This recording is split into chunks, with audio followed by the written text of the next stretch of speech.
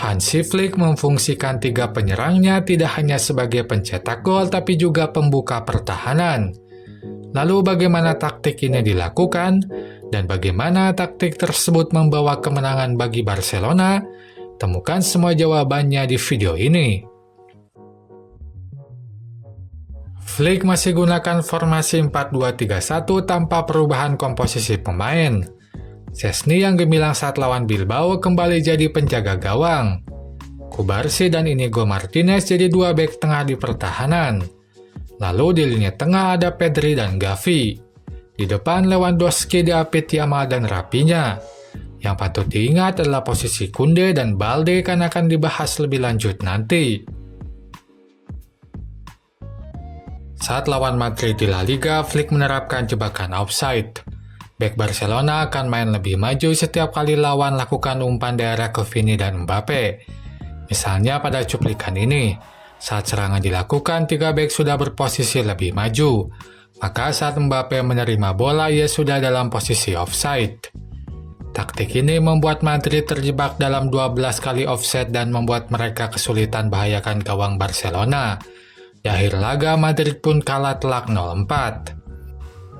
Nah, kali ini hal berbeda dilakukan. Flick tak lagi memainkan jebakan offside. Maka saat lawan tampak akan lakukan umpan, bek Barcelona bersiap untuk beradu lari dengan lawan. Untuk itu, posisi mereka tak lebih maju tapi sejajar bahkan sedikit lebih belakang. Misalnya saat Valverde lakukan umpan, bek Barcelona beradu lari dengan Mbappe dan Vini hingga bola akhirnya dikuasai oleh kiper. Taktik ini membuat eksploitasi panjang lapangan ala Ancelotti kembali tak mempan. Madrid pun kembali kesulitan bahayakan gawang Barcelona. Hadapi Barcelona, Ancelotti memilih untuk tidak bermain terbuka. Maka saat lawan mulai kuasai bola, middle block dilakukan. Tekanan hanya dilakukan dari sisi kanan lewat Vini dan Mbappe. Saat bola dialihkan ke kiri, tekanan tak dilakukan sehingga Martinez leluasa menerima bola dan membawa bola ke tengah lapangan. Itu bisa terjadi karena Rodrigo memilih merapat ke tengah dibanding menekan Martinez. Hal ini pun terus berlanjut saat bola sudah ada di tengah. Di kanan tampak Vini dan Mbappe menekan lawan. Tapi saat tekanan dialihkan ke kiri, tekanan menghilang. Rodrigo kembali mundur ke tengah menjaga kerapatan lini tengah. Namun posisi Rodrigo ini hanya berhenti sampai tengah. Ia tak lanjut main lebih dalam untuk mengisi sisi kanan membentuk formasi 5 bek. Ia tetap di tengah sehingga Madrid miliki 3 gelandang. Nah, ini yang berbeda dengan apa yang dilakukan Ancelotti saat bersua Barcelona di La Liga. Sebelumnya ia gunakan 5 bek untuk meredam serangan Barcelona. Tapi kali ini pilihan berbeda dilakukan. Ini dilakukan Ancelotti mungkin untuk meredam kreativitas dari lini tengah Barcelona yang kini diisi Pedri dan Gavi.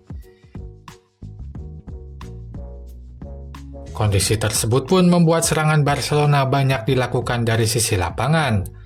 Apalagi saat Rapinya dan Yamal keluar dari posisinya untuk membuka pertahanan lawan.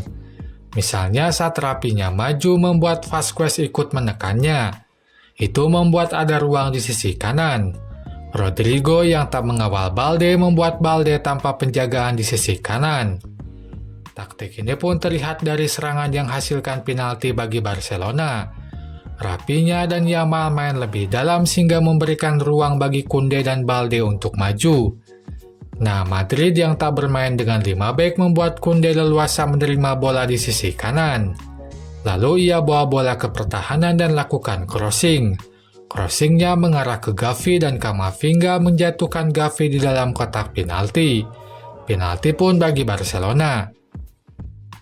Selain Rapinya dan Yamal, Lewy pun lakukan hal yang sama. Ia ikut juga main lebih dalam. Hanya saja ini tak membuat Rudiger terpancing menekannya karena Madrid sedang bermain dengan tekanan rendah tak menekan lawan.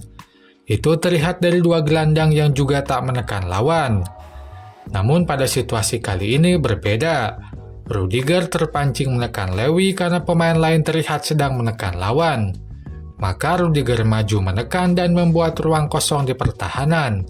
Lewy pun lakukan umpan ke ruang kosong tersebut. Yamal masuk dan menerima bola. Ia menggiring bola ke dalam kotak penalti dan mengecoh Tchouaméni. Lalu tendangan dilakukan dan gol pun tercipta bagi Barcelona. Tertinggal 4 gol di babak pertama membuat Ancelotti menginstruksikan timnya untuk main lebih agresif. Maka tekanan tinggi mulai dilakukan. Hanya saja itu yang jadi malapetaka karena sebabkan gol kelima. Pada cuplikan ini, tekanan Madrid membuat Vázquez dan Valverde menekan lawan di pertahanan. Lalu di belakang Rudiger menekan Lewy yang maju. Itu membuat ada ruang kosong di pertahanan persis seperti gol pertama. Maka umpan Kubarsi ke sisi kanan bisa diterima rapinya dengan leluasa. Ia membawa bola sampai dalam kotak penalti lalu kecoh Tchouaméni dan cetak gol kelima. Itu saja pembahasan di video ini. Bagi yang ingin juga memberikan saweran, linknya saya simpan di deskripsi. Selanjutnya silakan like dan komen di kolom komentar. Jangan lupa subscribe untuk dapatkan update terbaru dari channel ini. Sampai jumpa lagi di video selanjutnya.